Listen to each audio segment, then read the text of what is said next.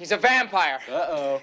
I saw him in that room last night, and he had fangs, and he bit her on the neck. For heaven's sake. Hi everyone, and welcome to Project 31 for 2023, where I watch 31 horror films in the 31 days of October, and I'll give you my review for each and every single one of them.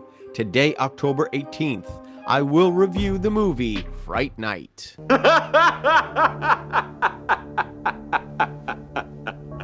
Oh, really? Fright Night is the movie from the monster genre, one of the top 4 being vampires, Frankenstein monsters, werewolves, and mummies. The story starts with Charlie Brewster, a high school student that has a girlfriend that is apprehensive about putting out. But poor Charlie can't react to the social cues as he keeps missing the opportunity to score with his girlfriend. He is far too preoccupied with the TV show about a vampire. One night he realizes that a new neighbor rented a house across from him and that bodies are starting to turn up in the neighborhood. Charlie, fueled by his interest in vampires, soon discovers that his neighbor is an actual vampire. But he cannot convince his friends, his girlfriend, or the police that new neighbor is a menace to society. Charlie's troubles begin when the vampire gets invited to his own home, and under the cover of darkness, he threatens him. Feeling completely lost, he turns to the host of that show he admires to help him kill the monster. After Peter Vincent, the host of the show, actually gets convinced and doesn't skip town, Charlie and Peter race to destroy the vampire before Charlie's girlfriend, Amy, gets turned into a vampire herself. What have you done to me? Ow! Fright Night is quintessential 80s vampire flick, drawing inspiration from the old 50s and 60s vampire TV shows, but giving you that 80s twist.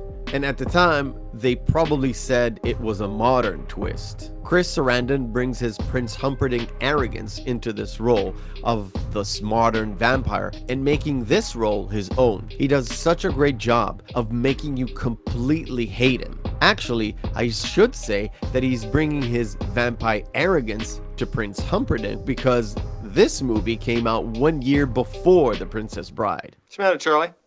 Afraid I'd never come over without being invited first? On the opposite side, Roddy McDowall is on form as Peter Vincent.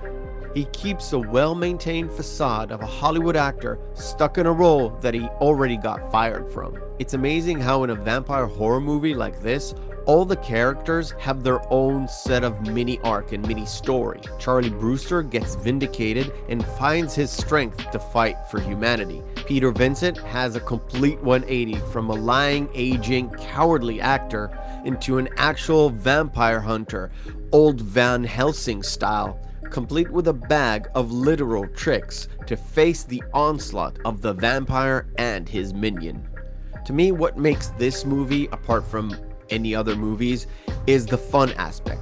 And one of the funnest interactions in this movie is the actual sexual tension between Charlie and Amy, as we, the viewers, keep watching as poor Mr. Brewster strikes out again and again. I loved Amanda Bierce in this pre-Marcy Darcy role.